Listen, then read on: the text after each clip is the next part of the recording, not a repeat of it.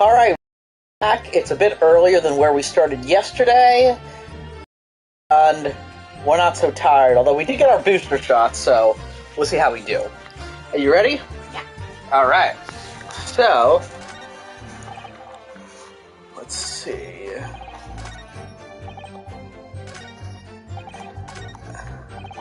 I've been thinking it might be this. The detective still died when we heard the gunshot, but if we present this, maybe that means he could have died earlier because it just needs to be wound up. And that's it. I've had a day to think about that, so... Can you read this? I'm checking some stuff. Oh. At the scene, we found this key to the winder of the inspector's pocket watch. A key? And having wound the pocket watch, we discovered that it in fact still works. You see, the watch didn't stop because it was broken at all. And that fact completely undermines one of the most fundamental premises on which the entire case has been built. What? Order. But, counsel? The watch was stopped at almost exactly 5 o'clock. Yeah, which is just where we heard the gunshot. It is exactly the hour. Alright, now take over. The time that was showing on the watch tells us nothing other than when it wound down. It's merely a coincidence that it happened to be at 5 o'clock. Even if that's true, the 3 witnesses here all heard the gunshot at 5 o'clock. So that's obviously when this crime was committed. No, that doesn't hold. Why not? Recall what Inspector said only moments ago. Every evening without fail, when he was waiting for his grub to come at the pub, said he hadn't missed a day in the last 10 years polishing it and winding it. It meant the world to him, that watch did. The victim was in the habit of winding his watch once a day in the evening. We can reasonably assume, therefore, that he wound the timepiece on the evening before he died as well. Yes, that would be entirely reasonable. But if that's the case, you wouldn't expect the watch to have completely wound down by 5 o'clock the following day. Oh, aye. Well, how do you in summary, the evening before... Let me see what he said there. Well, how do you explain it then? In summary, the evening before the day of the incident when the gunshot rang out in that room, the inspector was already unable to wind his watch. You can't mean... What would stop a man winding his watch if he's been in the habit of winding it every single evening for 10 years? The obvious answer is that he was already dead.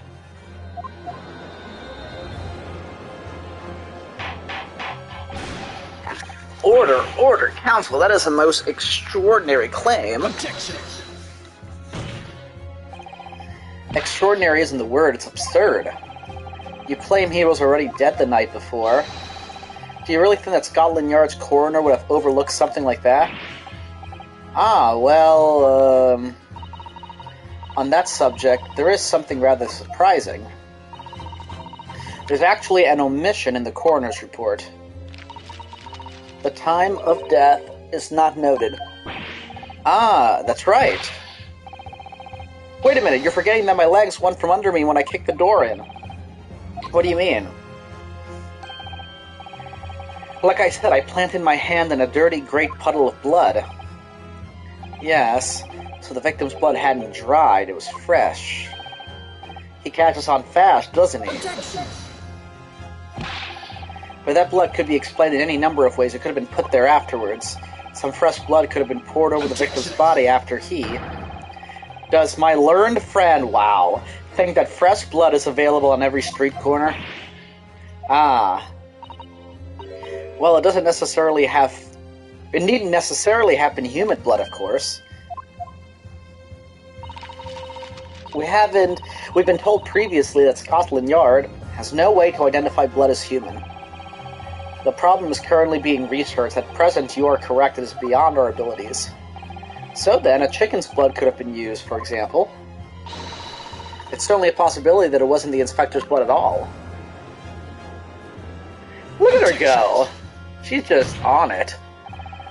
But the gunshot was heard at 5 o'clock that afternoon. That's beyond question.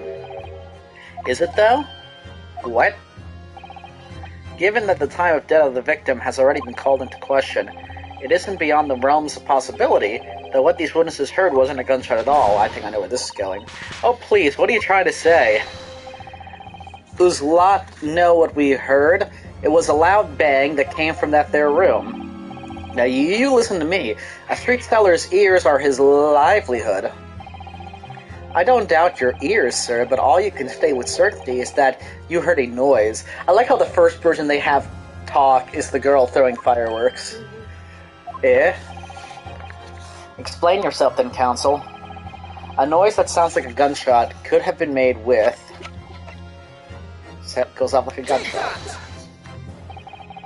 Something like this. The culprit could have set off one of these to fake a gunshot. Good gracious, the very fireworks that are sold by the witness. Now hold on a minute, are you saying I did it? My pretty little firecrackers only make a little pop anyway. See? Not 100 of them together. The Venus special that you sell for 600 pennies sound like this.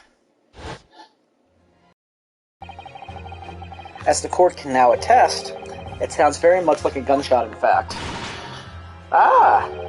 You are trying to suggest that somebody set one of those fireworks off at the scene.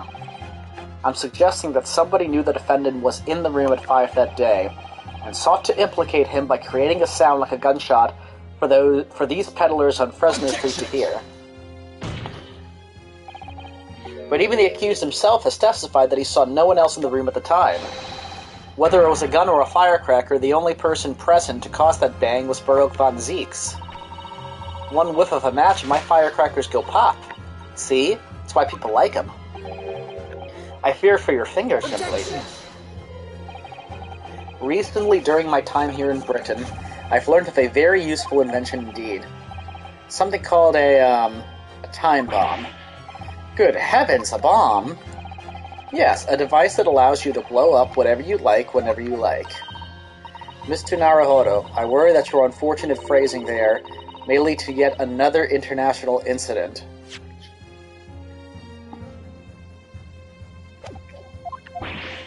Ah, no, wait. It's the whenever you like part that's important. Oh boy. Did the game just go there? A time device? Yes, exactly. A time device. Look how sure he looks. Something of that nature could have been planted at the scene. A device that was able to produce the sound of a gunshot long after the culprit had left. Your extravagant claim will have to be substantiated with evidence, counsel. What proof do you have to suggest in any way that a time device was employed to create the gunshot sound? Let's see. I don't think it's the watch. Candles. Well... Really? No, hold on.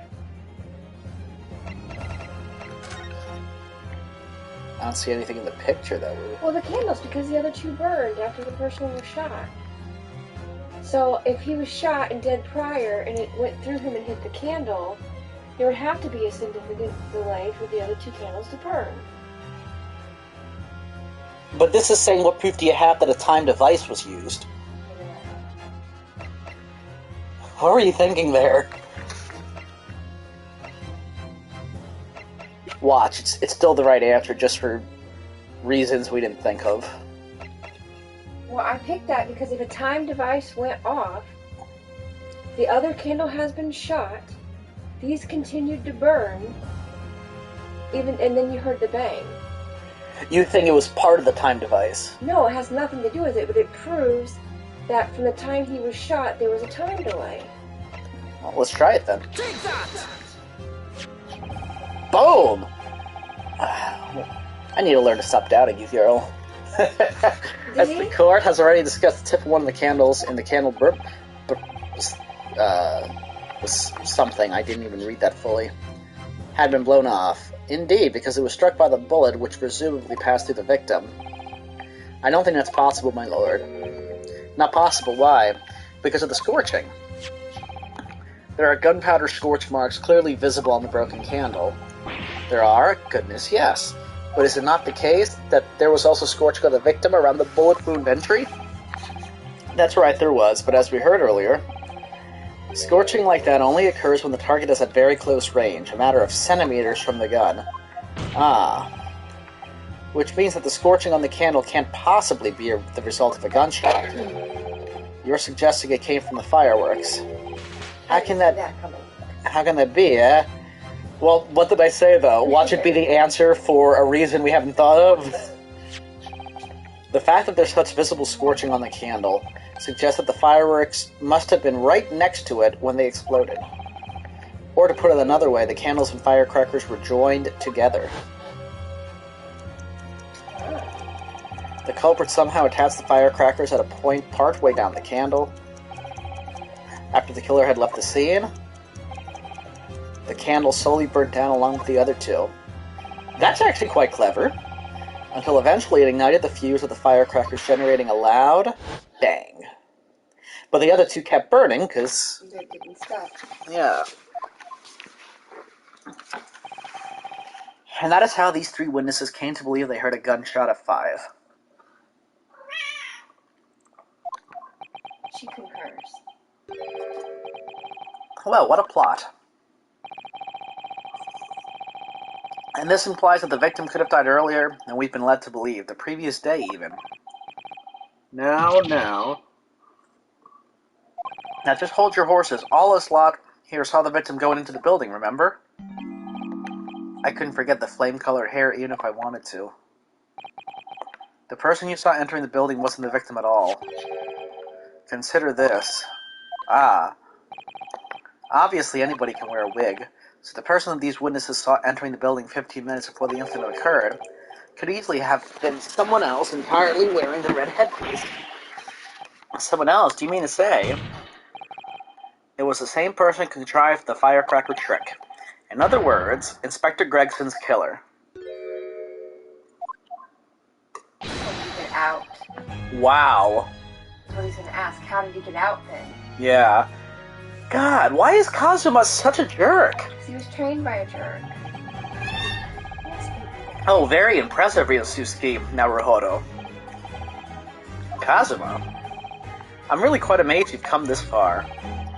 But after all, wasn't I the one who told you that you had all the makings of a great defense lawyer? I also noted the lack of a time of death in this report, a stark omission. But as far as I'm concerned, this whole country's justice system leaves a lot to be desired.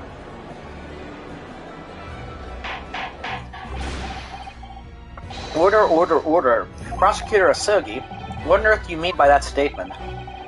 I hear that many of the leading members of Britain's judiciary are present to observe this trial today, so we cannot allow even the slightest doubt to be overlooked. The defense's assertion about the time of death based on the victim's stopwatch is just conjecture.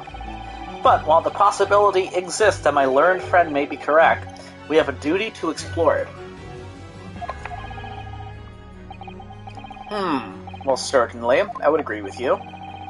And what immediately comes to mind is, of course, what was Inspector Gregson doing and where did he go on the day before the incident? Do you know? The inspector always carried out his investigative work alone. His movements were treated as confidential within Scotland Yard. Even within the Yard. However, considering the evidence we've been presented with so far, I'd say it's fairly apparent what case the man was pursuing, wouldn't you, my learned friend? Why is he saying that? I do have a feeling about what case he might have been investigating. Yes, I agree, surely. My lord, the defense believes it can explain to the court the case that was being investigated by Inspector Gregson at the time of his death. Very well, counsel. Present your argument to the court. What evidence is suggestive of the case being investigated by the inspector? Is it on a noteboard? The Reaper case. It's on there? Well, see, listen. I mean, look. Yeah.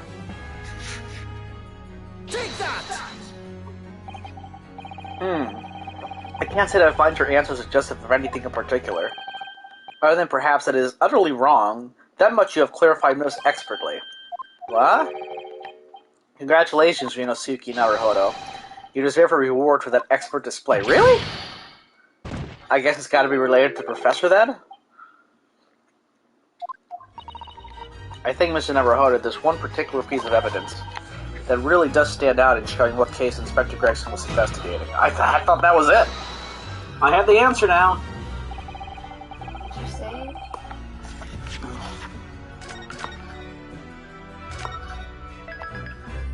Maybe he was investigating the missing man. Because he has the picture. Well, we have the picture of the man, but we have the picture of his wife, too. Well, see, do we have the picture of Daly? Which one is Daly? Yeah. But that was given to us. Yes. This was actually in the room. I think that's what they're trying to hint at, right? I mean, do you think that's... Well, I would hope that either would get us to the same conclusion. Well, since this one was in the room, Okay. I'm just saying, jeez. Take that! God. It's gotta be what you said. Of course it is. Did you say? You didn't just see me save. No. Well, you gotta stop being in a bad mood. I'm starting to get a really bad headache. It's probably from the Booster. booster. And I have a cat sick. Well, don't take it on me, then. I'm not. No, it wasn't that. It wasn't? No, it wasn't that. Let's try to think this one through a little bit. Because it went from, this seems obvious, to, what are we doing? So...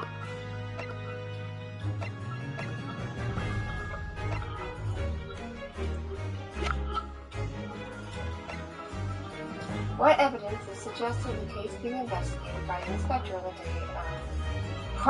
day prior to the incident?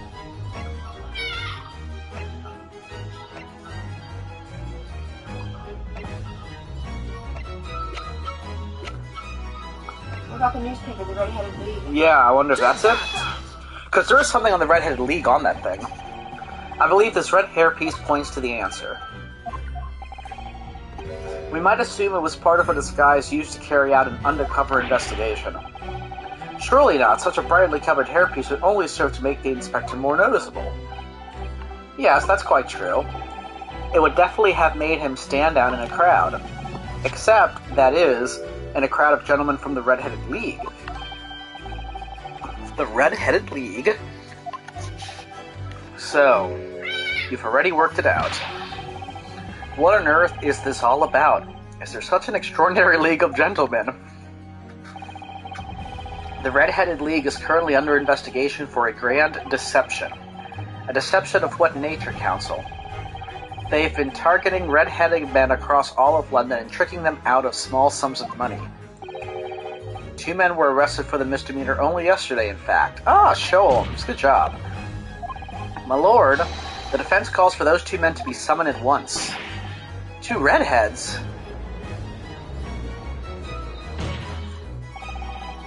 Inspector Gregson clearly infiltrated the Red-Headed League using this hairpiece. So it's very likely that he had direct contact with these criminals. And it's quite possible that such contact led to more serious events. I concur that we cannot in good conscience leave this new avenue unexplored. Well done, Mr. Naruhodo. Well, it's another possible line of inquiry for us at least. The prosecution will make immediate arrangements for the charged men to appear. Bring these 2 Red-Headed League conspirators before me, Prosecutor Asogi.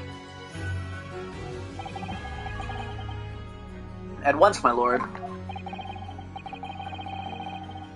Very good, we will have a 30-minute recess. Court is adjourned.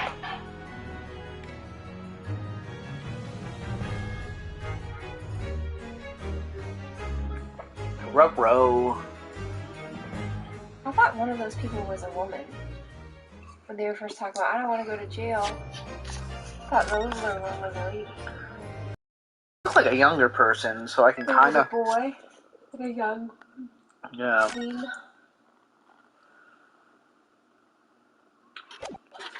Let me go soak this so nothing sticks on it. And then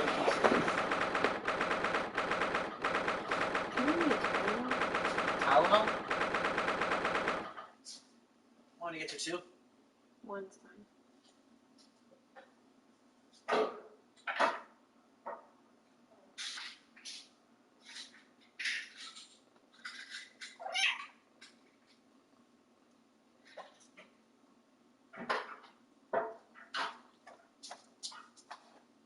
Uh-huh.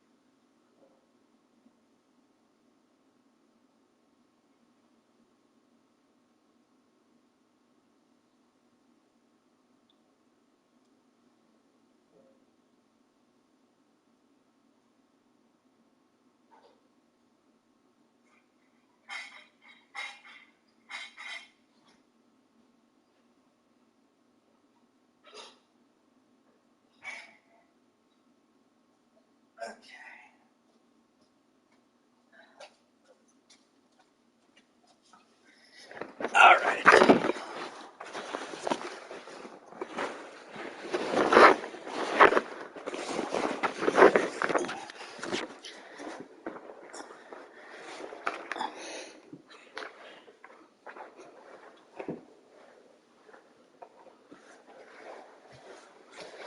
Alright, let's do this.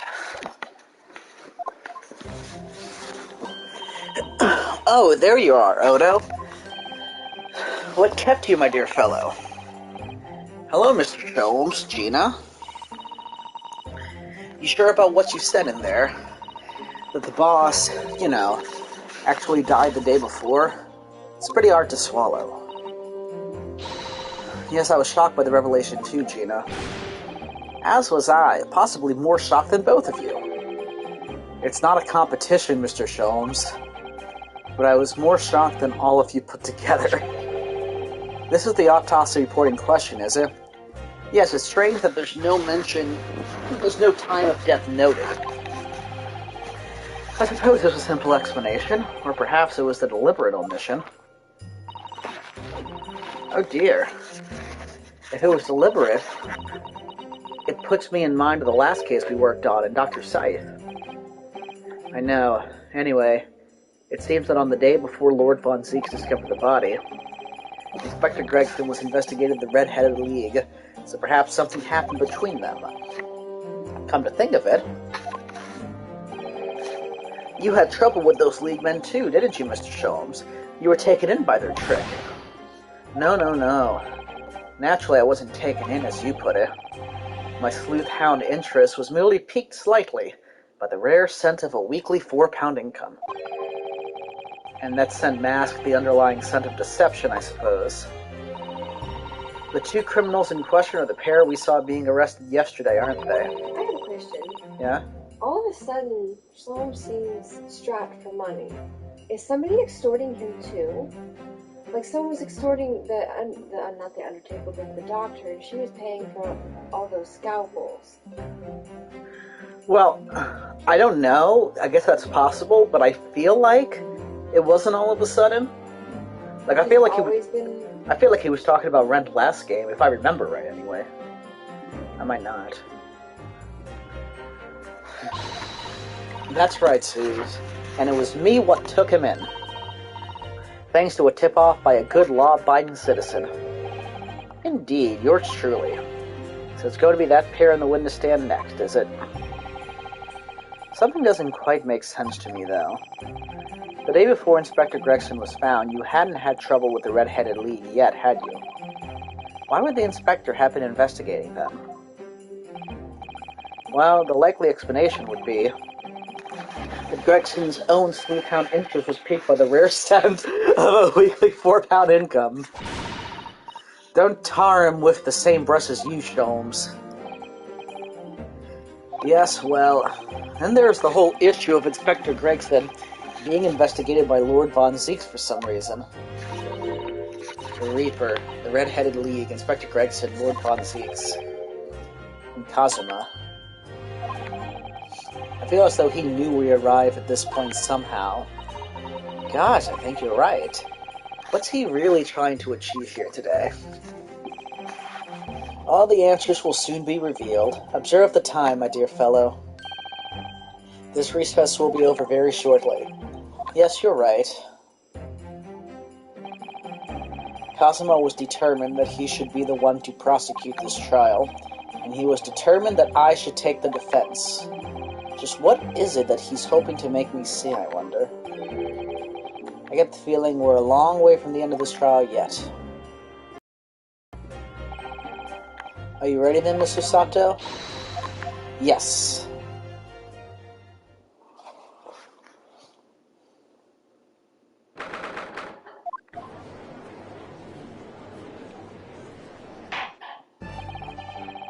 In the name of Her Majesty the Queen, I hereby declare this court to be in session again. We resume the closed court hearing of Baroque von Zieks, here present, who stands accused of murder.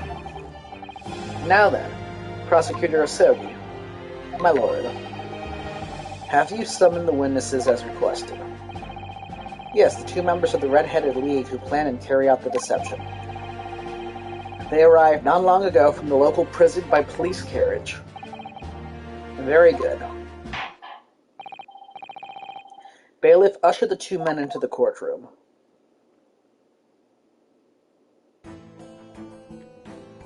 Yeah, he just seems to be a very young boy. These 2 men are currently being held by the police on suspicion of attempted extortion. You may omit your occupations, but state your names now for the court. I am Fabian de Rousseau. Russo? Russo. Is that it? Yeah. Is it Russo? De Russo, a descendant of the great De Russo family from Nice in France. Nice. Yes, of course. And my name is Peppino de Rossi. I am the 3rd son of the great Familia de Rossi, the landowners from Napoli, or Napoli. The 2 men first became acquainted at a boarding school for European nobility. Those who graduate from Temski are the future leaders of Europe. But do you have any idea how boring it is to be born with noble blood? Alas, I make it my mission to get the better of the world by employing the little grey cells of my brain. Hercule Poirot used to say that. That is all I am trying to do. So, that's the only reason for this whole grand deception you've been carrying out. Oui. You could say that. Not bad, aye? He has the grand ideals, but the petty plans. This strange combination is of the charm of the hilarious brothers. See, Capo? Listen to me, Peppino. I have 2 things to say to you. Che? Are you about to tell me one of your grandi anecdotes? Evviva! Firstly, I want you to stop calling me Zis Capo. And secondly, we are not the hilarious brothers. This is serious business. Che bello! There it is, the Capo's trump card, the furrowed brow. It is deep, Capo, the furrow, and the meaning of your words.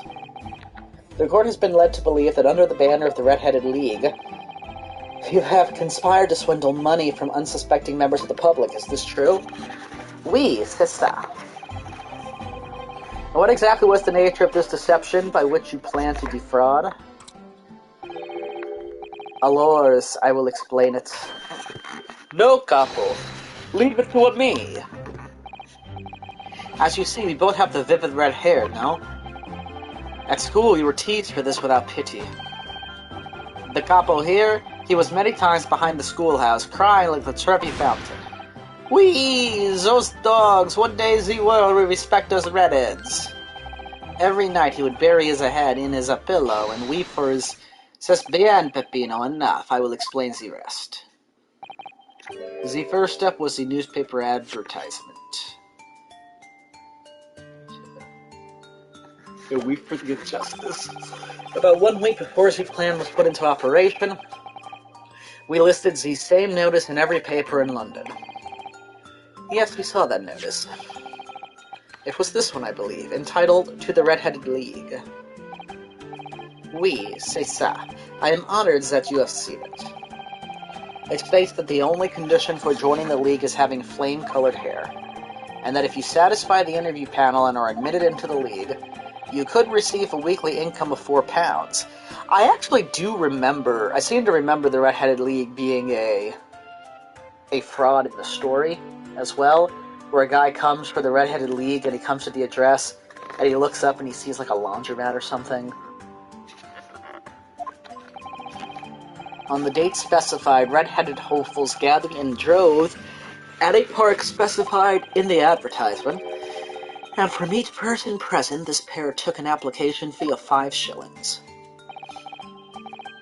And with the money to France, it was a plan most elegant, non? No, it was most dishonorable. But to be frank, I'm stunned anybody was foolish enough to be taken in by such an obvious trick. The park was described by one witness as choked with red-headed folk like a coster's orange barrow. And the day on which all these men gathered to apply was the day before the victim was discovered. Crucially, these 2 men spoke face-to-face with every single person present that day. I have seen more red-headed people on one day than I have seen in the rest of my life. See. And now, every time I see the capo's hair, I feel sick to my stomach. Anyway, why have we been summoned here today? Sorry. The date for our trial was not until tomorrow, I was told. Naturally, neither of these men have been told any details about this trial. They've only been shown this photograph. Very good. So, Mr. De Russo and Mr. De Rossi, you will now give your formal testimony for the court on the subject of the gentleman pictured in this photograph. Of course, we are always ready to help with the law.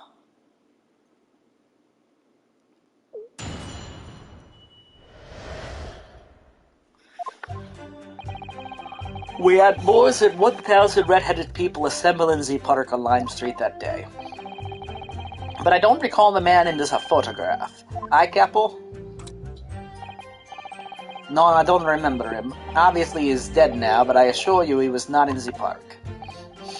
Allora, this victim has nothing to do with us. You have a lot to answer for, Peppino. It is your fault that we got caught in the first place. You've given sworn testimony that this man in the photograph was not present. Can you be certain? Oui, I am quite certain. We did not interview this man. Nobody looking like this came to the park, this I can promise. It must be noted that you have been arrested for a grand deception, however. Accordingly, this court has little confidence in your assurances. Oofa!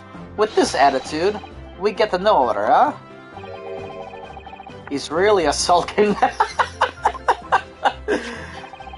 This confidential document was obtained directly from Scotland Yard.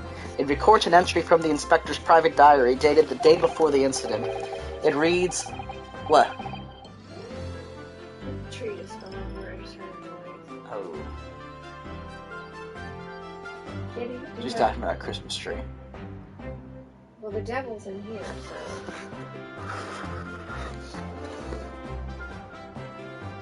Why didn't I hear this? We need to see what it is. Maybe they just got in the box. You want to come see it? Yeah. Should be right, just making sure that our Christmas tree didn't fall over. We can't set the house on fire. And then we'll read this, which makes it seem like he went there.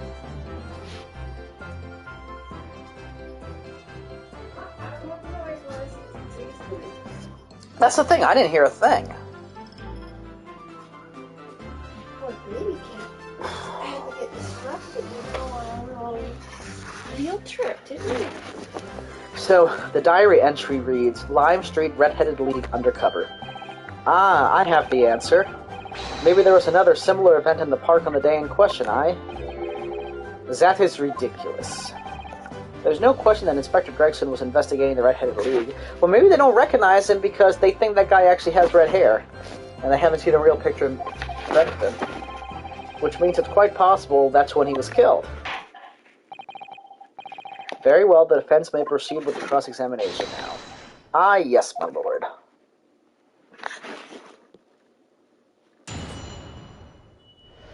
I actually want to skip ahead and find out why it's his fault.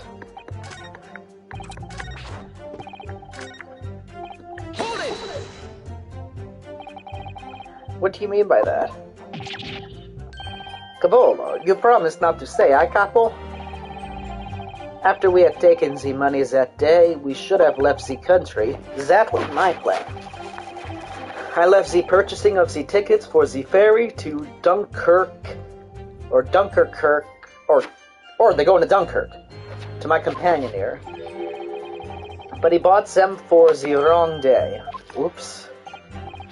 See, but it's an easy mistake to make, The 1st, the 31st? Boff, I have no sympathy for you. We were an all day late for the boat because of your stupidity, and it's because of this that the so-called great red-headed detective caught us. Capo, you know what I think? This is the work of God. Is a holy punishment, Or Peppino, as the last time. This is not only punishment. This is only your fault. Ah. Don't blame God for your unholy mistakes. You are making me sick with anger. Maybe I make a mistake, but when it's time to eat the pasta, no one is a faster. And I've seen the evidence. They haven't told us much we don't already know. What do you think, Mr. Naruhodo? Well, if it was in the inspector's diary, it seems likely they must have gone to Lion Street that day. Yet these two both claim they didn't see him. I have to say, they don't appear to be telling lies. Well, they are experts in deception, don't forget. Sounding plausible is their specialty. They may be lying simply to avoid being implicated in this case as well. Surely if they were truly experts in deception, they wouldn't have been caught. Well, yes, you do have a point there. Seems to be like we need more information. Definitely. Okay. 1,000 people? That's a very big crowd. It was quite a spectacle. Redheads had come from all over the capital. See, the capo here, he has the magnetismo animale, Or I guess he's saying A? Yeah, because hey, okay.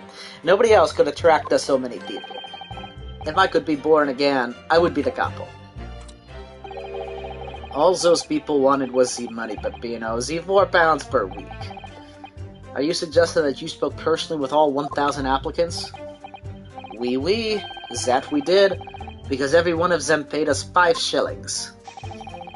We take their names and we take their money, and we take their addresses as well. Then I told them we'd take us some days to let them know by a post, e finito, maybe 2 minuti a person. We start early in the morning and we stop late in the night. So, you earned 5,000 shillings in one day? That's a small fortune. Who'd have thought there were 1,000 such gullible redheads in London to start with?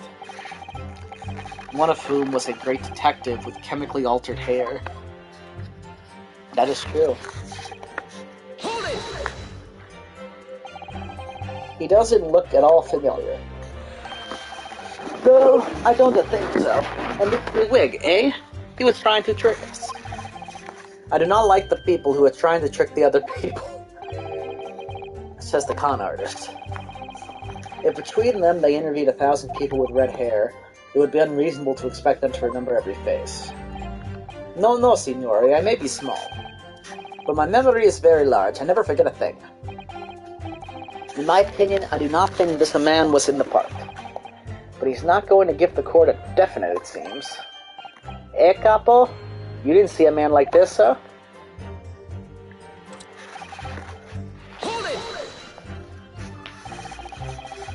but according to what you've said, you spoke with 1,000 or more people that day.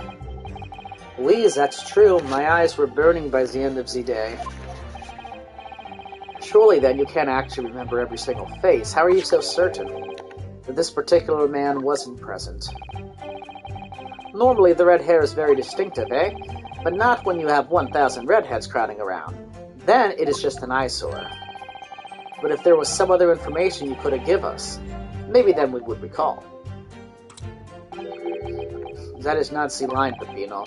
Remember, we do not remember him. We are sure of that fact, If there was a man with a red hairpiece, but his mustache did not match the color, then I do not think I could have forgotten him. Kazuma said those two had only been shown that photograph, and they'd been told nothing else at all. But what if I fed them just one other detail about the victim? For example... Fish and chips. Yes! I can certainly appreciate that just knowing the man had red hair wouldn't help you remember in this situation. But what if I told you that the man was always munching on a packet of fish and chips? Do you remember a man who was eating incessantly? Not really. I was looking only at the ads of the applicants. I wouldn't have noticed the fish and chips any more than the caviar and smoked salmon. Or a spaghetti. Me, I love the spaghetti. Racist. Really? I had no idea. Tell them again what you said before, Peppino. Si, capo, si. I say it again and again. Hold it!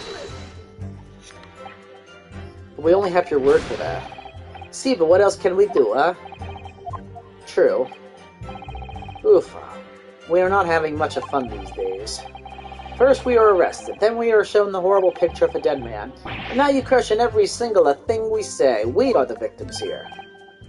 Hey, Capo? No, you were caught carrying out a plot to swindle hundreds of innocent people. You have to bring that up, eh? It's not fair. Hey, Capo? Well, maybe the name, since I took the name of everybody? Hold it! Excuse me! Oh, shit! Pardon my language. I'm eating a mouthful of pasta. I see, I was a thinking. Perhaps my hair is this a color because I eat too much bolognese sauce.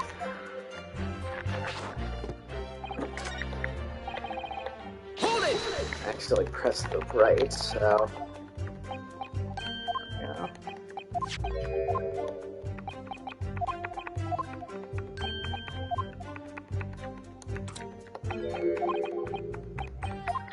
I mean, either his name because they got his name, or... I guess it would have to be his name, because he wouldn't tell him who he really was. If he was really investigating him, right? Yeah, unless... Do they know that guy's a detective? No. So maybe his profession... Wait. What if I let them know his real detail about the victim? Well, he might have said, I'm Tobias something. Tobias is a pretty unique name. Yeah, let's try it. I mean, we're not getting penalized. I can certainly appreciate, but what if I told you that the man's name was Gregson? The man in the photograph is the Monsieur Gregson. Yes. Names, they are boring. I did not listen to any of them. Oh.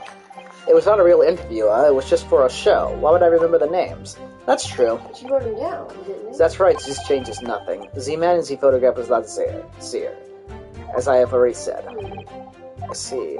Well, then I guess... Well, I mean, if they don't know he's a detective, maybe that would freak him out, too.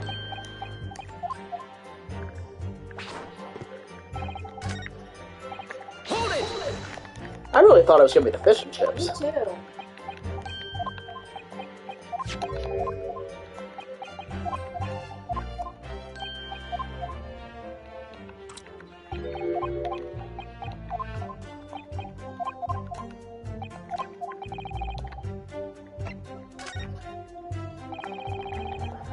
Okay. What if I told you the man in the red hairpiece was actually a detective?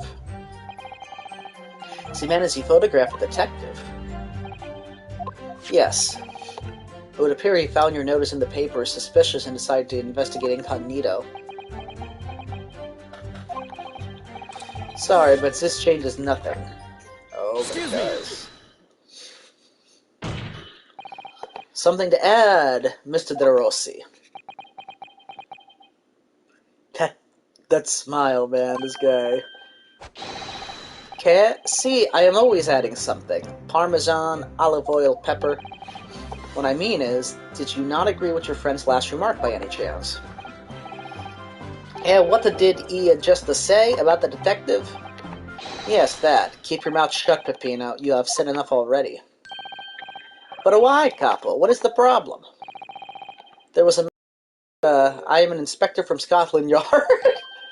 What? Good lord. Order. Explain this volte-face in your testimony, witness. It's simple. A man who was at the park said to us that he was an inspector. There was no such man. Madai, what are you saying, Capo? Have you forgotten, eh? I have forgotten nothing. Nobody like this came to the park. Basta, Capo, basta. You beat me out of many things, but not two. The memory and the meals.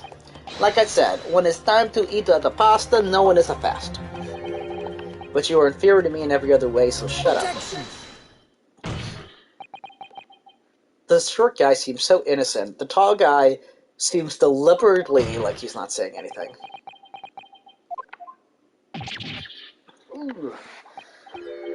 Trap Dart's damage is done. Indeed it is, sir. There was a man who came to Z Park, and he said he was an inspector from Scotland Yard. However, he looked nothing like the man in the photograph. He was someone else. How can you be so sure? Because, to start with, his face was completely different. See, it's true. The man who came was a younger. His face was clean-shaven, his eyes were sadder, his chin was thinner. No resemblance whatsoever, then. Anyway, I was not going to be fooled. I took the obvious precaution and said to him, if you are really a detective, show us the proof. See, the couple here, he doesn't take a no-nonsense, eh? But he was well prepared. He said he had identification. Identification? You mean official police inspector's identification? That is most unconvincing. Sorry, my lord? Counsel, no incognito inspector would offer his identification for inspection. It's quite out of the question. Definitely. Why would he expose his true identity? Clearly, the papers were fake. Certo, Capo, you are a genius. As we say in Italia, it takes a thief to recognize another, eh? And what happened after he announced that he was a detective? He became very annoying. He said you were under investigation. So I took his papers from him and chased him out of the park. It was fantastico. And look, here is the identification. What? So you stole it from the man. He had it coming. He made us very scared. But he was not who he said he was. Indeed, the person described does not appear to have behaved as a true inspector would. However, I believe it would be prudent for these identification papers to be entered into evidence. Yeah, I fully believe them that some guy did that. I wonder why, though. But I like them. I guess we can investigate it.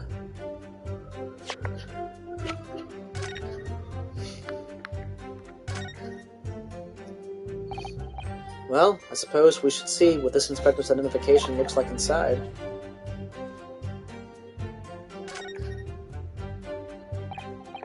Yes, it definitely looks fake, doesn't it? Out of interest, what name is given? Probably just something plucked out of the air. It's Tobias Gregson. Wait, what? This Scotland Yard insignia looks genuine to me. But how? And the department identification number details are all correct as well. Since when have you known those? You mean to say, I know it seems incredible, but yes, I think this is a genuine identification book issued by Scotland Yard. But that's unbelievable. This is the real thing after all. I think that somebody stole it. he might have been dead Yeah. when... Show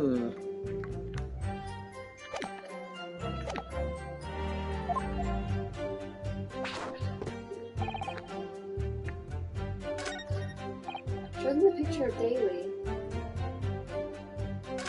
Where am I contradicting them for?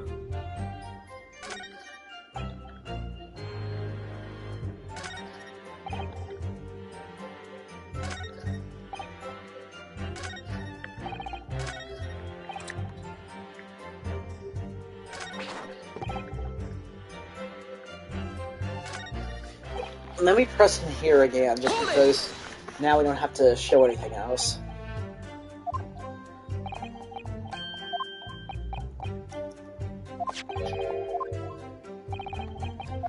Only it's distinctive.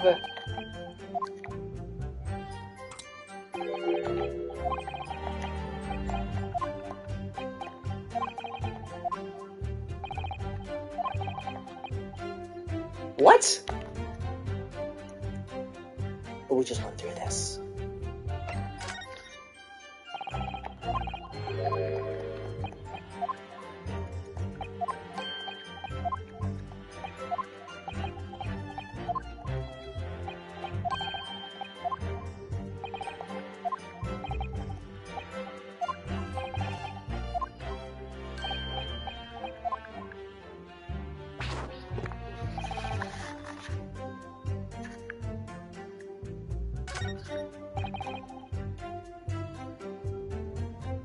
I assure you he was not in the park.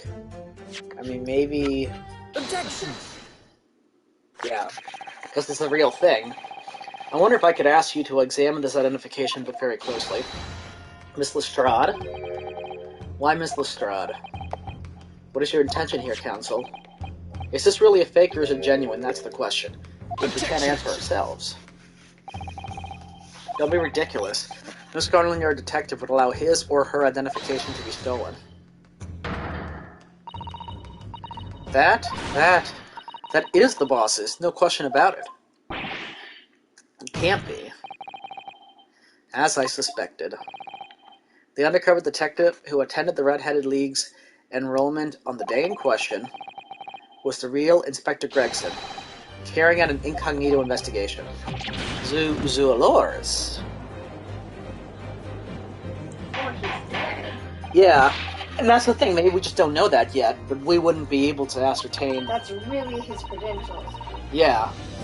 But if the boss had his identification stolen, he would have reported it straight away. I mean, he was always on at me about it. If you lose Summit, report it at once, he'd say. Could it be, then? The inspector was physically unable to report it. Yeah, there we go. Physically, Oh, whoops, what did he say? What are you saying? What are you suggesting? Yes, it's quite possible that he was killed before he had the chance to report his identification stolen. No.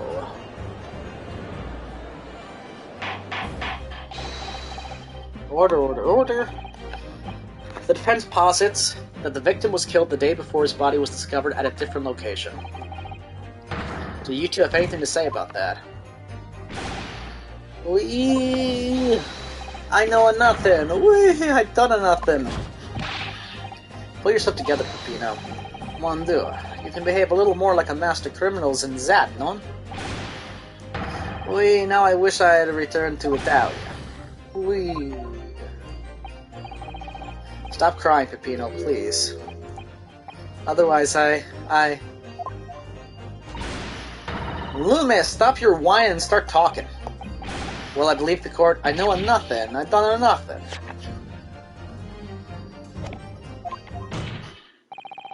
But you will tell everything or face the worst possible outcome. Oh. You will dry your eyes and testify again about these identification papers and the precise circumstances under which you can buy them. For crying out loud. Ha!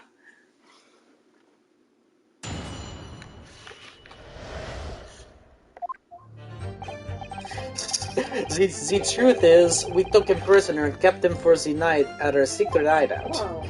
Even though I didn't think he was a real detective, I was too scared to let him go that day, just in case.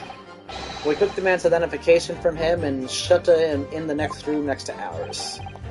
There might have been a little tussle, but we did him no harm, and the next morning we let him go. He spent the night in a nice room. It was nothing like prison, really. Wee. What? I didn't see that coming. This is outrageous. You would prison the man? But no, see, no. It was not like a prison. He was a very comfortable and a calm and a happy. Hey, couple? It was never part of my plan, I swear it. Oofa, so you think it was my fault, eh? Just because I got the date of the ferry wrong by a little a day. I do not think it was your fault, Peppino, I know it. No, per favore, capo. This is not fair. You shall have plenty of time for squabbling back at the prison, gentlemen. Oof, I don't believe this. How could he have been a real detective? Counsel for the defense, proceed with the cross-examination. So on the day before the incident, Gregson spent the night confined in this pair's hideout. Jeez, I really thought it was the guy just dead. Why couldn't wind the clock, maybe? You might be right about that. The truth is, alright, let's start pressing on everything. You realize what you're saying. You have to believe me, I never intended for that to happen. And I'm sure the detective did not intend it either. Do you think? But there was nothing else I could do. See, nothing else. This was the first crime for the capo. He was at the end of his wits. I have told you before, Peppino, that is not the way to describe a criminal mastermind. What about this hideout of yours? An old empty house behind the park on Lime Street. We rented the place for 2 days. It was an inspired idea by the capo here. An impulsive idea, I would say. No, not impulsive. Inspired, eh, capo? What am I supposed to say to that? Peppino? And it was in the house described that you confined Inspector Gregson, was it? Oh, But you have to remember, I was under the impression that he was a pretender, not a real inspector. That doesn't quite add up, though. If you didn't think the man was a real inspector, there would have been no reason to take him prisoner, would there? No, you are right, but we couldn't be completely certain.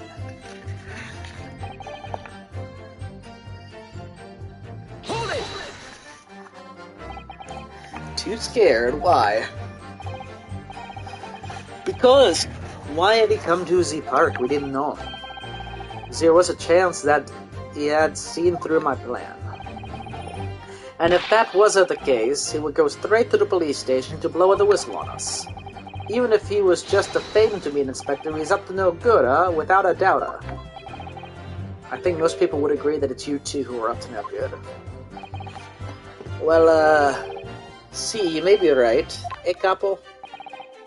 The point is, we were not able to escape from England immediately. That is why we had no choice but to take the man prisoner. What I don't understand is why the inspector felt the need to show you his identification in the first place. See, I asked myself the same question.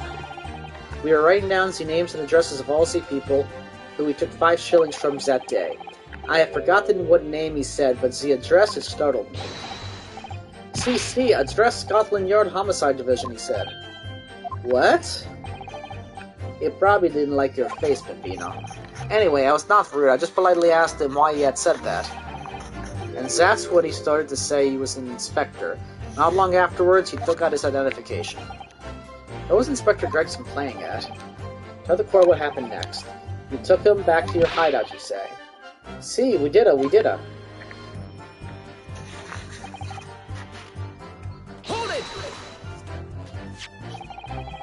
That being this identification book here, correct? See, that is the one. What made you believe that it was a forgery? I'd never seen a real one, of course. But he was so suspicious, this man. Allora, I was thinking, it must be false, so, eh, capo? It is just as Peppino has said, we were convinced it was not genuine. And so together, the hilarious brothers, we took the man captive. All we did was shove him inside a locked room. Then we made preparations to transport all of the money. In for a penny, in for a pound.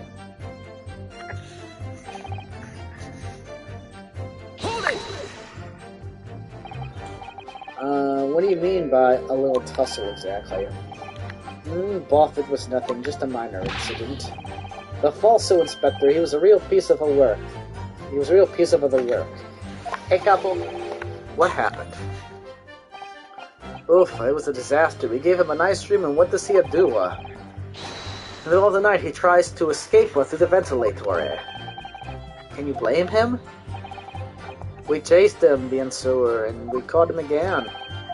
Can you blame us? Yes. Wait, you didn't.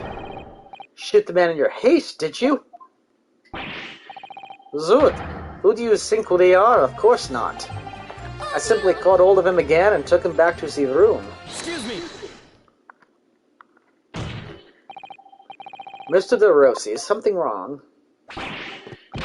Eh? Me? Something Mr. De Russo just said seemed to make you, well, it seemed to make you act even more strangely than usual. What was that all about? Cavolo, at times like that, you don't want to have the capo after you, believe me. And I speak from personal experienza. Personal experience. That is enough, Peppino. There is no need to say more. The truth is, the night before we put the Red Elite plan into action, I was scared. It was not fair to the capo, but I tried to run away. It's a shame you didn't manage it. But the capo here, he came after me like the turbine, and he dragged me back to the house, kicking and screaming. I still have the bruises to prove it, eh, capo? Bruises, you say? Ah, you want to see, huh? And Big Lips has that too. Yes, he does. You want to see my fantastical bruises? That's enough now, Peppino. No one wants to look at anybody. What to do, huh? I assure you or I don't. I assure you or I don't. You do, now. Allure, if everybody wants to see, then I do it. Echo, you see? It's still, or maybe I think it's Echo. It's still very visible, eh? That red ring around your neck, you got that when you were dragged back to the house? See, the capo, sometimes he's very rough. I said that's enough. Peppino's neck has nothing to do with what we were talking about here. You have my word. Yes, what is your opinion, counsel? About this red ring around Mr. De Rossi's neck, I want... Yes, let's go for it. Mr. De Rossi, I'm going to have to ask you to amend your testimony with details about that mark on your neck. Hey, capo, you see? Everyone is interested in what I say, huh? Ugh. When I saw him eating, I saw it, but I didn't know if it was because, like, his collar covered it, like a shadow. Yeah. See, if you really wanted to know. He tried to escape, but the capo put on the collar on me. Wow, collar? And dragged him back. Like, what you did to me, see? How many basketballs? Hold it! Are you saying that red mark was caused by... See, a big collar, eh? Made from the leather. The leather collar. Is this true, Mr. De Russo? What? We had a St. Bernard at home when I was younger. It is a souvenir from that time. It was a very strong chain. Strong chain, and you put that around your friend's neck. I'm sorry, I was so angry that he was leaving me alone. You did not have to tie the chain to the leg of the bed, though, eh? I would not have tried to run again. You didn't do that to Inspector Gregson as well, did you? Treated the people equal, is the capo here's motto, eh? It's starting to sound a lot more like a prison all of a sudden. The capo was a tough, but the capo was a rough. Ugh, I shouldn't have done it. So the following morning when you released the inspector, he had the red ring around his neck, just like me. Peppino, s'il vous leave it now. Now you know, huh? The couple here, you don't want to tangle with him, eh? The big lip guy, he poses the inspector. But they're not denying that they're not denying that the actual Gregson was the guy they tied up, aren't they? Well, they said he was much younger, his eyes were sadder. And he's the one that left the bloody handprint in the room. So he would have been in there when blood was spilled? That's an interesting thing, yeah. And that would be why maybe him and Venus are in on it. He would have got the firecrackers from her.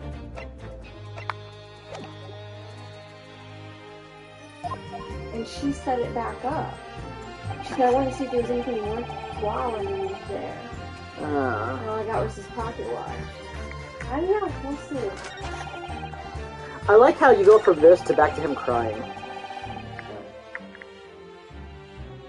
There's nothing like prison. Well, we've already established that it was. You took away the man's freedom, however comfortable you make it sound, you were still holding him prisoner. If you say a that, then I say a this.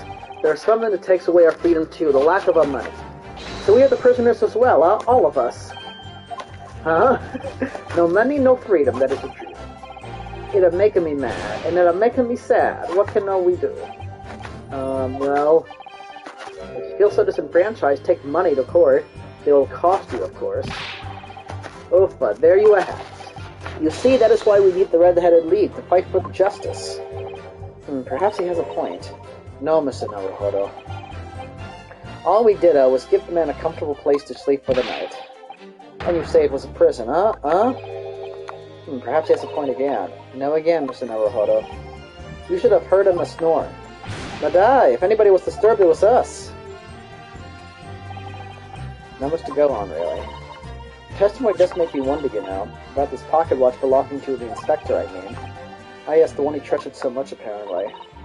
If he was confined but not restrained, as the witnesses are implying, he would still have been able to wind his watch. That's very true, yes. So did Inspector Gregson actually die while he was being held captive by these redheads? In which case, is it possible that these two young men are responsible for Inspector Gregson's... To be honest, I find that hard to believe. Perhaps we should try to find out exactly what happened. Very wise, Mr. Naruhodo, yes.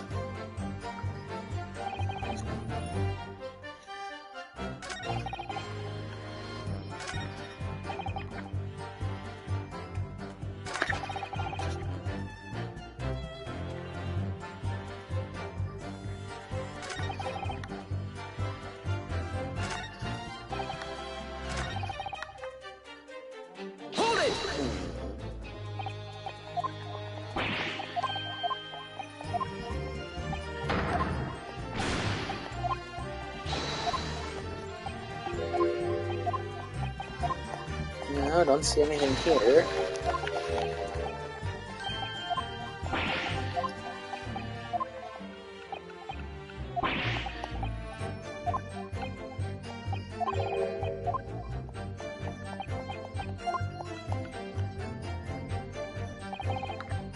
Hold it!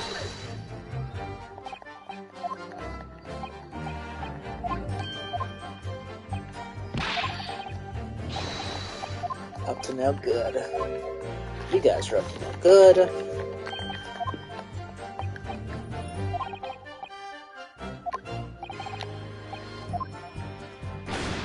Oh, wait a minute.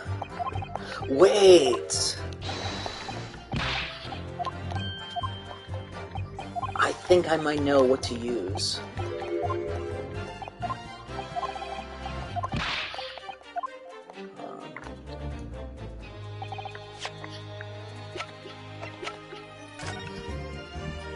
Oh, I thought maybe we could see if he had a bruise there.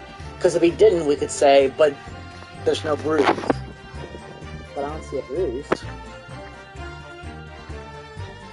Unless that's supposed to qualify for no bruise.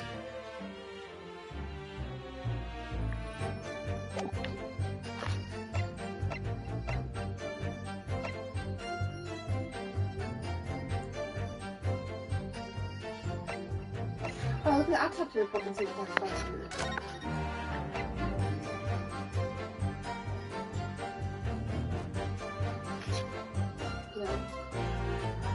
But maybe if it doesn't talk about a bruise, maybe that's evidence too? Like, you'd think they would have noticed that and been like, suffered some kind of strangulation or attack or...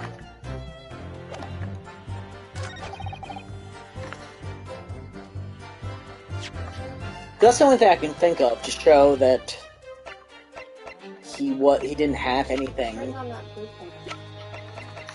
Remember, this is a letter of introduction?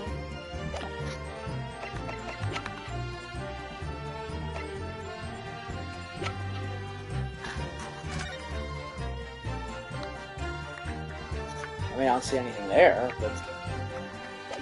I don't know if it's visible enough that that would actually... No, it should be visible. Let me go with that hunch. If it's not right, I mean, it's not right, but let me try it. Objection! Yeah, that's it. The day before Spotty was discovered, Inspector Gregson was taken prisoner while working incognito. No, it was not like that. It was hardly a prison. It was an invitation to stay. It was hardly. However you describe it, there's one glaring inconsistency that remains. What inconsistency is this, Counsel? I would ask the court to look closely at this photograph of the victim, Inspector Gregson. You will see there's no red ring visible on his neck. But that makes no sense. It was me who took the collar off the man in the morning, and I saw the red bruises on his neck, just like I have.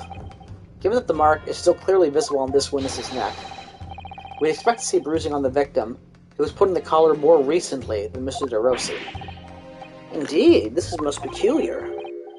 But what we tell you, We say this from the beginning many times. Peppino is right. The man in the photograph, he is somewhat different to the man we held captives that night. And that is where your theory, I think, comes in. Order. It would appear that on the day before the incident, the man who visited the park on Lime Street posing as an incognito inspector was not Inspector Gregson at all. If that's true, however, how do you explain the inspector's identification? This is a genuine identification book issued by Scotland Yard. It's inconceivable that someone could have stolen such an important item from the inspector. The prosecution made that assertion itself. And we also know that the inspector had made a note about the Red-Headed League in his diary for that day, which surely means we can't divorce the two events completely. The inconsistency noted by the defense is most troubling. If it were the real Inspector Gregson whom these two red-headed gentlemen encountered, the fact that no bruising can be seen around his neck defies explanation. But equally, if they actually encountered an imposter, how did that person come to be in possession of the real Inspector's identification? Does the defense have some plausible explanation, Counsel? The whole thing defies explanation. If for precisely these occasions that we keep meticulous notes in the court record, Mr. Naruhodo, because those are the facts and the facts cannot lie. No, the facts can't lie, even when they point to something so incredible it's almost unbelievable. Well, my lord, the true identity of the person who turned up in the park for the Red-Headed League's enrollment is revealed by information in the court record, I believe. Good gracious.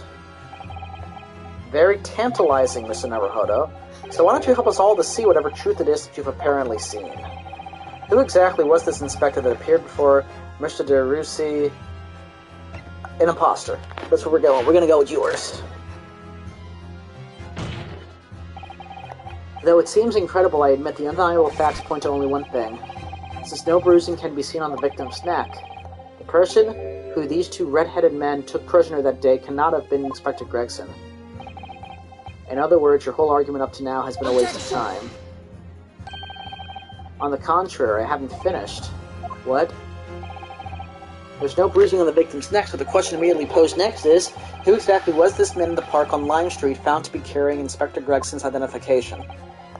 See, that's alright. We tell the same story every time. Whoever this man was, the capo dragged him from a pillar to a post with a dog collar. Mon Dieu, Peppino, I was not so arse as you say. But who was that falso inspector, eh? Who was he? Clearly the defense has an idea about that. About the true identity of the man these two imprisoned that night. I must ask the counsel for the defense to elaborate post-haste. Who did the witnesses encounter in the park posing as Inspector Gregson? We're gonna go with... Take that! Goodness me, Isn't that one of the witnesses who was in the stand in this very courtroom earlier today? A nameless man whose only occupation appears to be peddling hearsay to passers-by. What on earth would a street seller be doing with a police inspector's identification papers? They did that so quick after the gunshot to get the police, too. Witnesses, is this the man or not? What has happened to his lip? See, this a man is not for the Red-Headed League, eh? He looks for the Twisted Lip League, no? Perhaps rather than making such a rash claim next time, you should bite your lip instead. It seems improbable, yes, but one undeniable fact remains. During his testimony earlier, I noted something around the man's neck, a red ring of bruising. Eh? The defense demands that Mr. Gossett be brought back. Jeez, this is getting crazy. Bailiff, bring the aforementioned witness back into the courtroom immediately.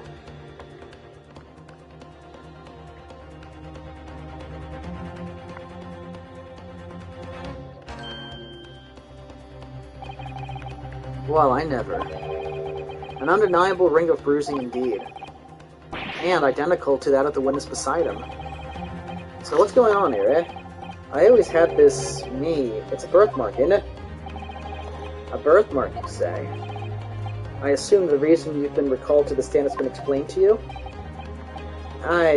Something about an inspector again. But I'm telling you, you've got it all wrong as usual. You're denying all knowledge of it. Well, of course I am. Are you trying to kill me with all this nonsense? Well, at least you'll have more stores to peddle back on Fresno Street, won't you? Now we're going to need you to testify again.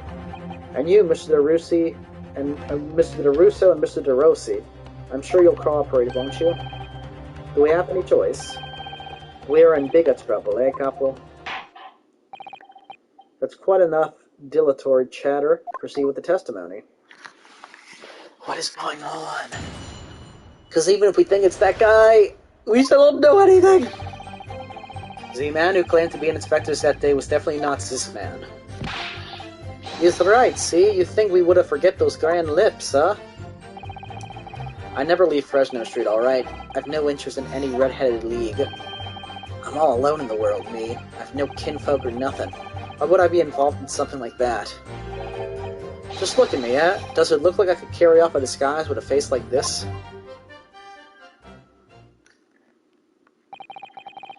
It would certainly appear that we have the wrong man. What have I been telling you, There was no need for this pointless testimony. That's right, I'm just a simple peddler, remember? Fresno Street's all I know. How could I have come by a police inspector's identification book, eh? Well, yes, that's hard to explain, but... A brief cross-examination, I think, counsel. Very brief. Isn't there anyone in this courtroom who thinks I might be onto something?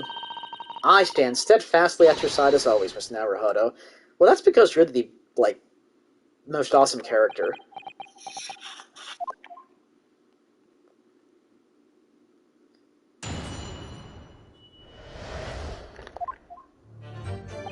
You know, I have a theory.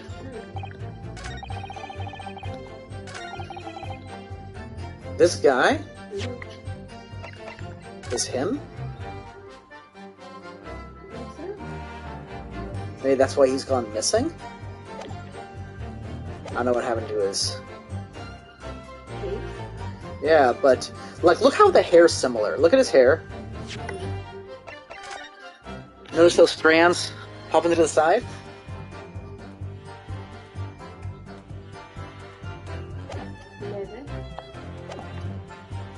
So let's press him into this. Because, he could be in disguise right now, basically. Maybe he could, say, with a mustache or a beard to cover up that lip. Aye, perhaps. But if I was going to stick some fake facial hair on to cover up this fine specimen, I'd end up looking like his lordship over there, wouldn't I? Pardon? I assure you my lips are entirely unremarkable. And I would ask you not to cut such scrutinizing looks in my direction, counsel. Ah, sorry, my lord. My imagination got the better of me there. Well, Inspector Gregson did wear a mustache, of course. You're right, he did, so perhaps he was hiding something himself. He could barely have hidden a crumb in a mustache of that size. And anyways, the detective we spoke with had no facial hair at all. See, the cop was alright, he was a clean-shaven. Certainly seems beyond the realms of possibility that this witness could have disguised himself as the victim. Ah, it does and it is. That's the extent of the testimony, is it? What's your feeling, Mr. Naruhodo? Well, what Mr. Gossip says is undeniable. It would be all but impossible to hide those lips with any form of disguise. Perhaps, yes, but nevertheless, the mark around his neck is equally undeniable, and it's identical to the one that Mr. De Rossi suffered. Yes, that's true. Why does this whole disguise idea just keep playing on my mind? Because he's in disguise right now. Hold it! So you say, but how can you be quite so certain? There is no need to hurt your hands on the desk, Monsieur. Surely the reason is obvious, non? Because I have never before seen lips like this. Nevertheless, there's a clear red marker on Mr. Gossip's neck, and it looks very much like that left behind in the neck of your colleague by your prized collar. Wonder with your words, it's like you were trying to wring my neck. It does look very much like my neck, though, eh? No, this is a birthmark, lad. The biggest lips in London and a neck to die for. Aye, they broke the mold when they made me. For the first time in my life. I feel lucky to have been born with red hair. And I thought being Japanese made you stand out in London. So you maintain that you've never seen this man before. Oui, c'est ça. I swear to it by the flames of my hair. So fierce pride has outgrown frustration with your hair now, has it?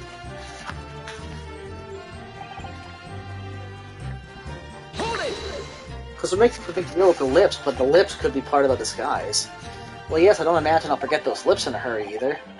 That is what I am a-saying. For some reason, it makes me want to eat, how did Fabian call it, an eclair. You know, I've never seen the hair as black as yours before, either. Likewise, I've never seen red hair like yours until I came to Britain.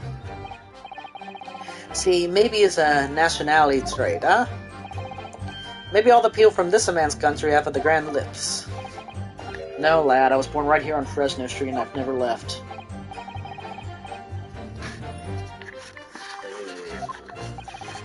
So you definitely didn't go to the park on Lime Street that day, Mr. Gossip. Now, how many times do you want me to say it, eh? Because it would also explain why there's a picture of his wife, like there's some connection.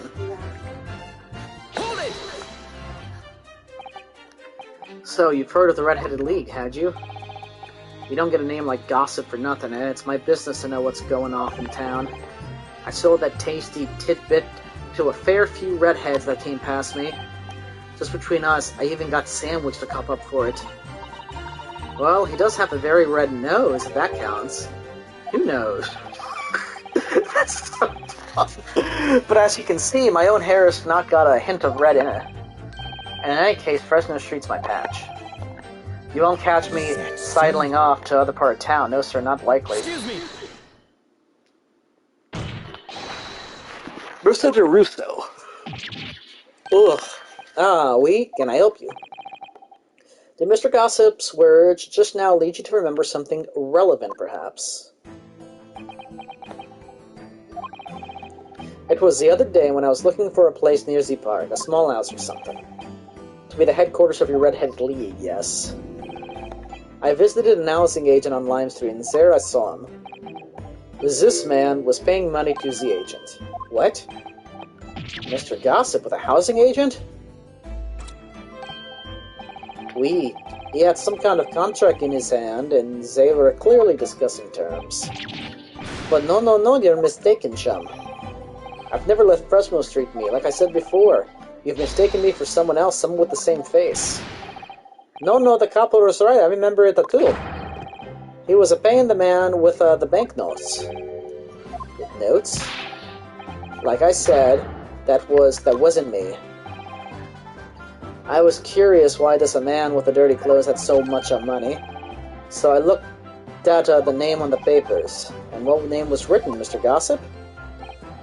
No, this man, he lies. He tells you that he has a no name. But in fact, his name is Hugh Boone, huh? It's better than Mr. Gossip, I think, see? No! I'm a peddler of tidbits of information, like I said, on Fresno Street, and that's that. I don't much like folk talking about my personal life. Indeed. And it is not the intention of the court to invade the privacy of witnesses. Very well, I shall respect your wishes, sir. The aforementioned name shall be redacted from all court records of this trial, assuming no objections. I'm sorry, my lord, but the defense does object, because the name just mentioned has a very deep significance to this case. Good gracious, do you similarly object, Prosecutor Asogi? As it happens, my lord, that particular name has already been mentioned during today's proceedings. Well, I never. In what capacity? Hugh Boone? The name of the leaseholder of the room. Let me put this very simply. The victim's body was discovered in your rented room. I suggest, sir, that you start talking. Well, alright. I suppose that might be the case, So your real name is Hugh Boone. Well, just between us, I don't like to blow my own trumpet, but there's no finer peddler of tidbits in town.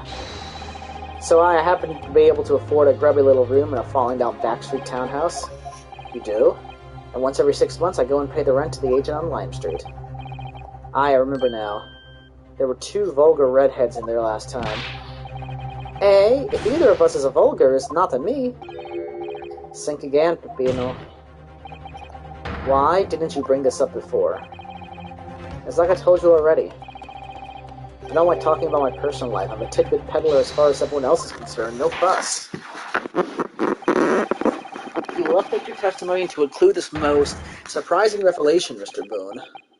Uh-oh, now his name is Boone on there, if I must. The leaseholder Scotland Yard has been looking for since the body was discovered, has been here under our noses all along. Hold it! So, you live in that room, presumably, do you? No, I don't live there. What do you think? There's no bed, is there? Just a desk. Then, why would you want to rent it? Well, I don't think I should have to say, really. Then how about the notice board in there, which was covered from top to bottom in confidential documents only the police would have had access to? Ah, no, that board's not mine. The inspector must have brought it along. It's only the other bits and bobs that belong to me, the desk and the chair and that. People don't generally carry enormous notice boards around with them. The real question is, why was Inspector Gregson killed there in your room? Well, obviously, I've not the faintest idea. I mean, it's causing me no end of bother, to be honest. It seems to me that Mr. Gossip, sorry, Mr. Boone, would rather as little is known about his room as possible for some reason. Yes, it does come across that way, and more importantly, knowing that the scene of the crime is actually his room completely changes things. In particular, there's one part of his testimony that's really bothering me now. That's how I'm finally going to undo this man.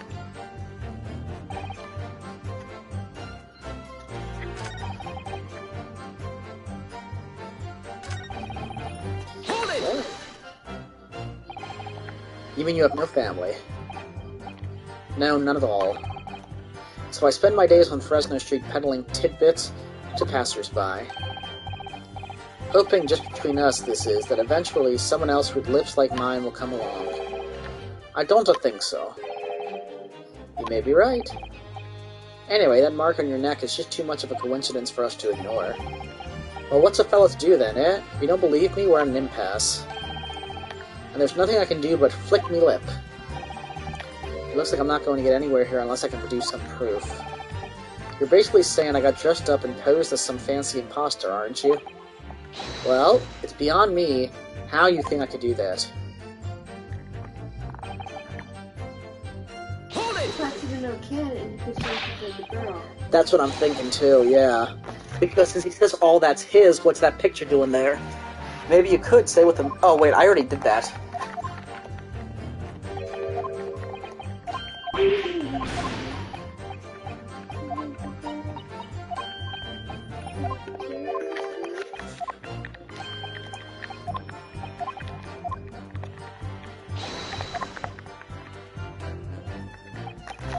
Let's see.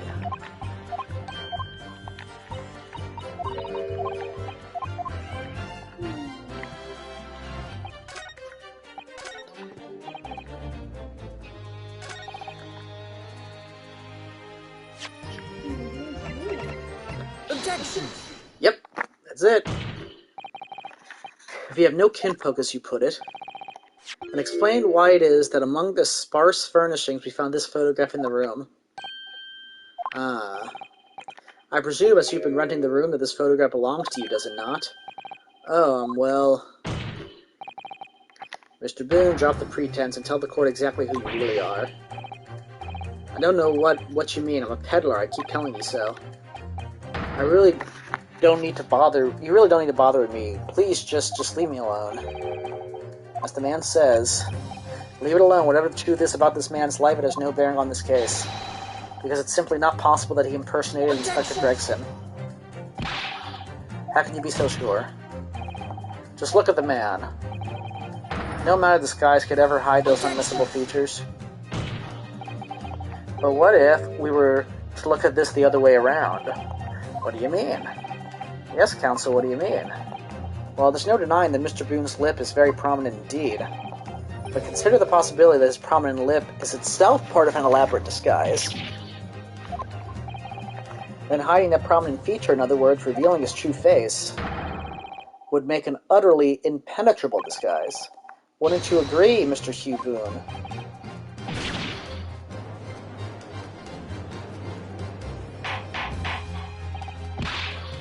Good witness. Are you still hiding the truth from this court?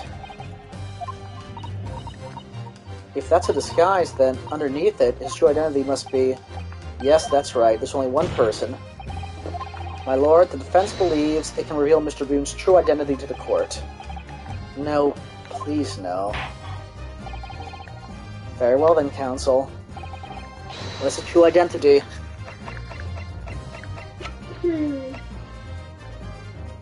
Yep, and look, the hair. Oh, he seems so broken up about this. I kind of feel bad. Take that! No sad eyes. Yeah, he's sad right now. Your real name is actually Mr. Vigil, isn't it? Mr. Daily Vigil. I don't recall the name, counsel. Who is this Mr. Vigil? It's a name I encountered yesterday, my lord. It has to do with a certain client of Mr. Herlock Sholmes. A young gentlewoman came to the detective asking him to locate her missing husband. The woman in this photograph, in fact. This is Mrs. Vigil. What? From what I understand, you haven't returned home since the night before the inspector was found dead. But of course, on that night you were being held captive by the two red-headed League men. And last night you were put up by the prosecution service in preparation for testifying in this trial. And we've been led to believe that you, Miss Venus, and Mr. Sandwich are all homeless. Being important witnesses in this case, we needed to know where we could find you, of course. And that explains why you've not only been unable to return home, but also unable to contact your wife, who's been beside herself with worry waiting for you at the Vigil residence. Now, just you hold on a minute. I have not the first idea what I'm talking about, really. It's a simple enough matter to confirm my suspicions. All we have to do is pull off that disguise. No, please. Bailiff, bring soap, a sponge, and a washbowl at once. Mr. de Russo and Mr. de Rossi, you will restrain the witness. Oui, my lord. Si, my lord.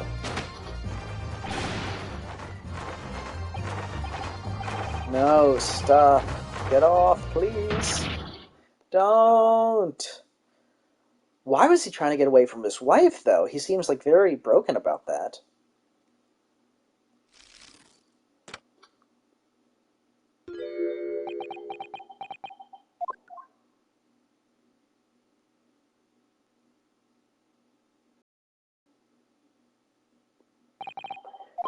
Well, we are now seeing your true features, I presume. Well, at least this means that those two redheads didn't actually Ty Gregson. tie Gregson up and hurt him. Lift your head, sir, so the court can see your face.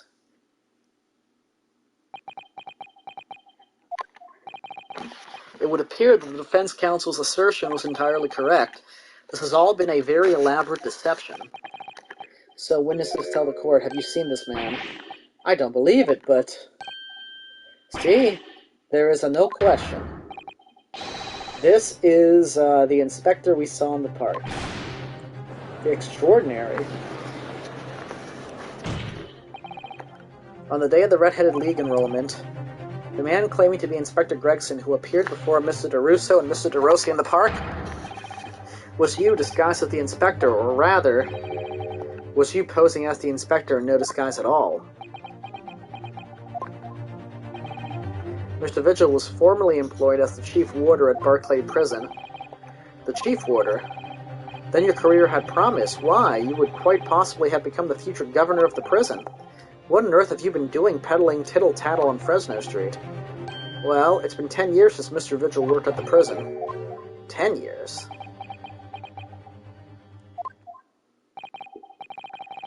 I'm really dreadfully sorry about all of this.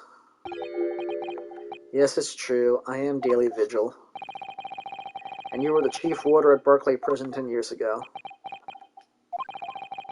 So where did Mr. Hugh Boone come from?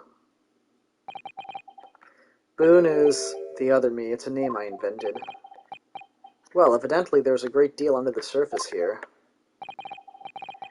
I'll explain everything. I'll tell you how wretched my life has become.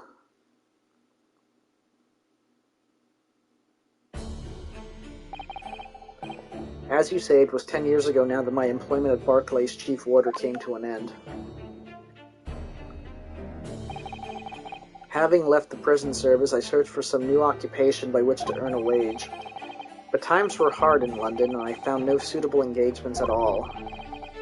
In desperation one day, I turned my hand at selling wares on Fresno Street. But your wife appears to know nothing of this. She still maintains that you were the chief warder at Barclay Prison. I was utterly determined that my wife should not know about my failings, which is why I've never told her. I opened an account at the bank under the name of Hugh Boone, and I rented the cheapest room I could find on Fresno Street, the scene of the very crime we're investigating. Yes, that's right. A place from which I could emerge every morning at 8 as a squalid peddler, and transform myself back every evening at 5 into a well-dressed man about town before returning home. That quickly became my daily routine. I was puzzled by the lack of furniture in the room, but that explains it. But why on earth didn't you just tell us this in the first place?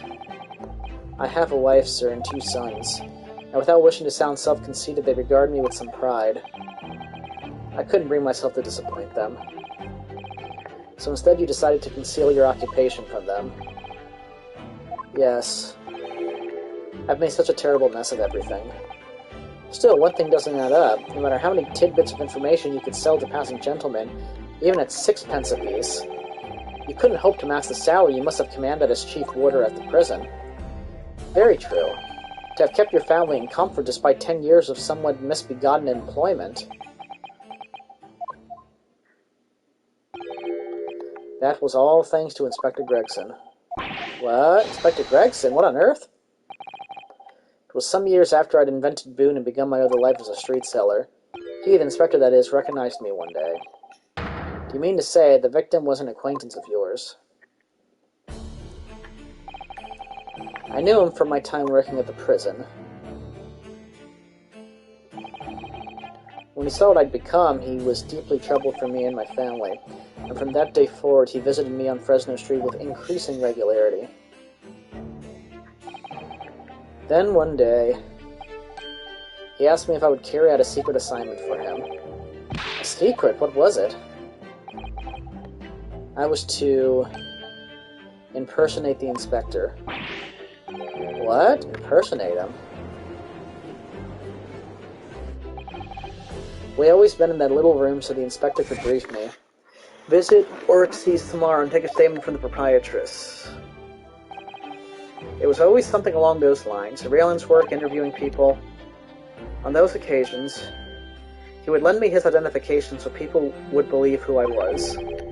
My instructions were to make an impression, to let people know that Inspector Gregson had been at work.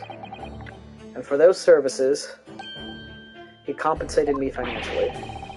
A Scotland Yard inspector willingly relinquished his identification to your care with intent to deceive? That, as I'm sure I need not point out, is a very serious criminal offense. But why? What was the point of you impersonating him? I truthfully do not know. All I can say is that the inspector warned me on numerous occasions. Now remember, Vigil, I need your solemn word. You don't blab about this to anyone, alright? Ever. Even if I end up a croaker.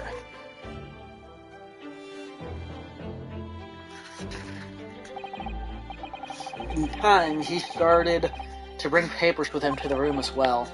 It became something of a second office to him. So, in fact, the person who declared himself to be Inspector Gregson at the park on Lime Street was really... Yes, it was me, acting on the inspector's orders.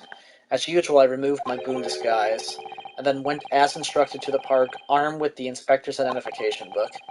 It never occurred to me that the bruise on my neck might give me away.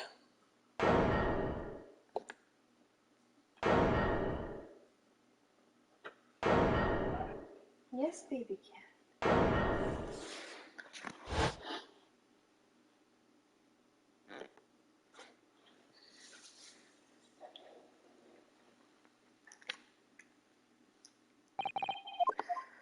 Well, it would seem this confession completely destroys the defense's case. Explain yourself, Prosecutor Asogi. My learned friend's assertion was as follows. The victim was killed on another occasion on the day before his corpse was discovered, at the hands of these two red-headed league men when they imprisoned the inspector. But no, that can't be. After all, it wasn't the inspector who went to the park that day, it was me. Oh, goodness. Finally, we have clarity. We had nothing to do with the murder of the inspector. And merci, Monsieur de la Défense, for proving it. What?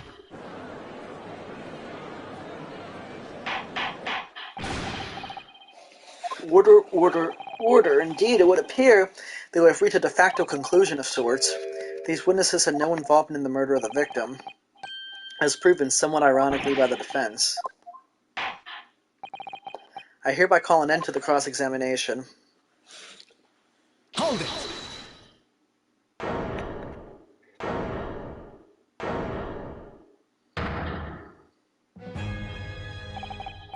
Pardon me, my lord, but with your permission, I would like to pose one further question to the witness.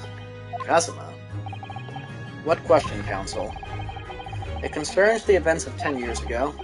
I believe you would have been present at a very significant execution that was carried out at the time. 10 years ago? The execution of the professor against Shinastogi. I want to know exactly what your involvement was. Oh, answer me, man. One moment, counsel. Is this related to the current case? Naturally. It is the prosecution's belief that this case and the events of 10 years ago are inextricably linked. Does the defense concur, counsel? Kazuma, you're not yourself. You're not as calm and collected as usual. Poor Kazuma-sama. No wonder he's acting this way. Mr. Vigil's memories of what happened 10 years ago would tell the tale of Genshin Asogi's last moments, his own father. I know, I do understand that, but even so... Prosecutor Asogi, do you genuinely believe that this question requires an answer in order to learn the truth about Inspector Gregson's death? I need you to trust me, please. Very well, then the defense has no objection. I see. In that case, you will answer the question, witness. The truth is, I remember very little of that time. You've forgotten? I'm sorry to say, yes. As I said, I resigned from my role at the prison 10 years ago. But for some peculiar reason, my memory of the events leading up to that moment is extremely hazy. Does that not strike you as strange, Mr. Naruhodo? Sorry. Well, 10 years is a long time, but to have forgotten the reason why he left such an important job? Yes, you're right. And not only that, Mr. Vigil's claim contradicts what we already know. The human spirit is a fragile thing. It's broken all too easily, which is why we have a tendency to wrap it up for protection. Sorry? The human spirit? I'm afraid I don't understand what you mean. When we experience pain and suffering that we feel unable to bear, we block it out, obliterate it from our memories, seal it away. But it never truly leaves us. If the seal is broken, the memories resurface. And when they do, that fragile spirit may finally be crushed. But I really don't, Kazuma-sama. But if it must be crushed, then so be it, because the truth will not stay buried. It's coming out one way or another. Right, now I understand. It's clear what his intentions are. He means to expose the truth at any cost. Perhaps if I pointed out the contradiction in what Mr. Vigil claimed earlier, it might cause some crucial memories to return to him, but should I? Should I present the evidence or not? Yeah, because I think it's the thing of how he got fired. I have no idea how this is going to go, but if this is a court of law, and I have a duty to pursue the truth. Mr. Vigil, I'd like you to take a look at this. Take that! Just a few moments ago, you made the following statement. I resigned from my role at the prison 10 years ago. Well, yes. In other words, you claim to have left the post of Chief Warder of your own volition. Well, yes, of course. Why? Tell me, do you remember seeing this document before? No, I don't. This is a dismissal notice ordering the immediate termination of a prison staff member's employment. A dismissal notice. And the name on the notice is yours, Mr. Vigil. What? What? It's mine? So you didn't resign from the prison service after all. For some reason you were dismissed as Chief Warder from Barclay. No, there's been some mistake, I'm sure. I'm sure I tendered my resignation. This dismissal notice is nonsense. Isn't it? If you were forcibly dismissed, there must have been a good reason. Clearly, you did something. Mr. Vigil, it's time to break the seal and have you remember.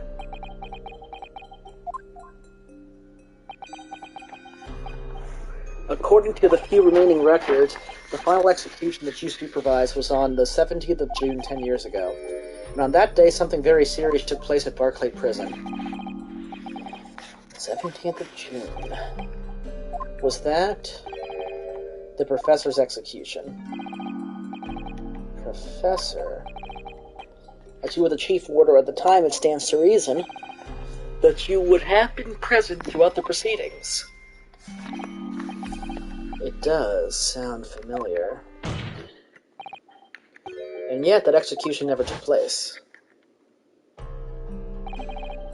The convict, ostensibly executed earlier that day, later re-emerged from his grave. The convict came back to life. In the cemetery in the middle of the night, there was a witness. However, the witness claims that a moment after he saw the convict clambering out of his grave, a gunshot rang out from over his shoulder, and the bullet pierced the professor's chest, killing him instantly. Those may have been the professor's actual last moments. Yes, yes. Seeing as you were in charge of overseeing executions at the time, you must know the truth about what really happened. It's in your head somewhere deep down. Well, Chief Warder Daily Vigil, I know there are memories in your head that can explain what happened on the 17th of June 10 years ago. Now it's time for you to drag them up.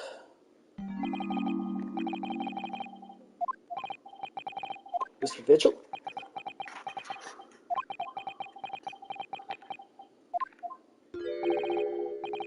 Yes, the whole prison. It was complete chaos. The prisoner escaped. He was killed in the cemetery. The shocking news ripped through Barclay like a hurricane. What?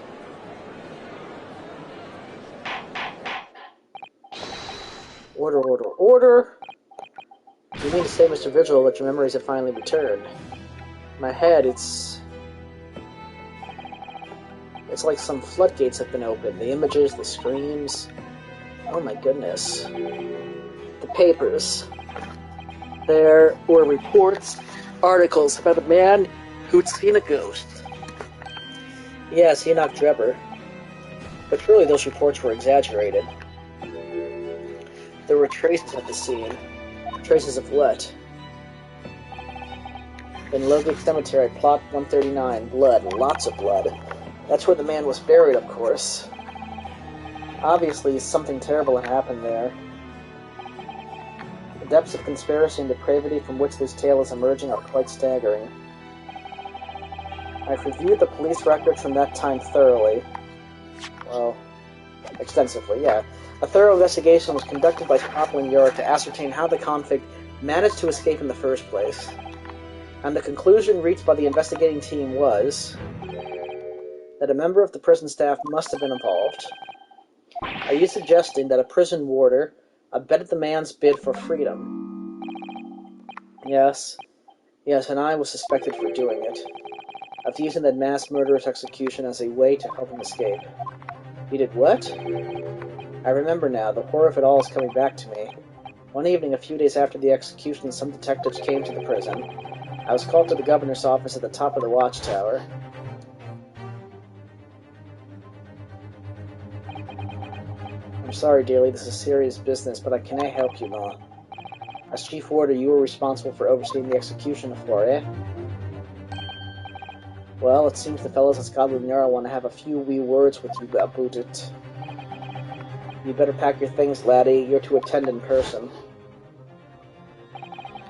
As soon as you told me that, my mind just went completely blank. And the next thing I knew,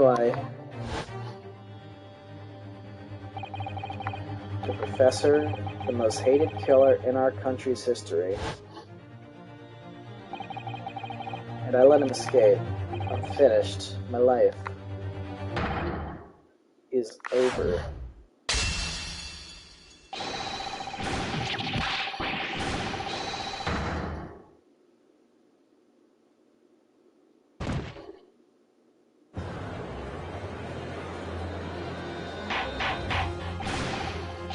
Order. Bailiff, fetch a doctor at once.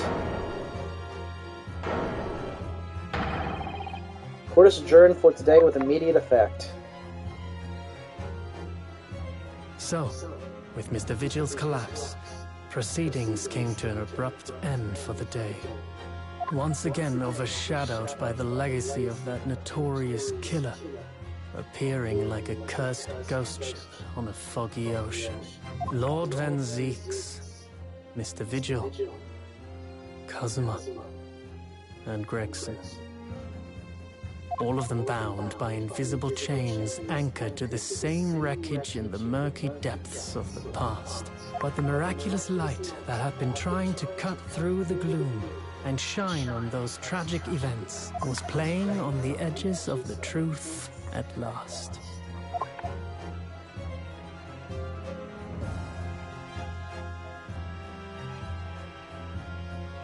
This is a good stopping point. It is.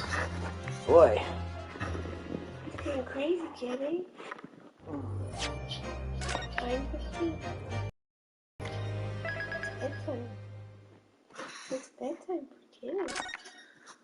Investigation Part 2.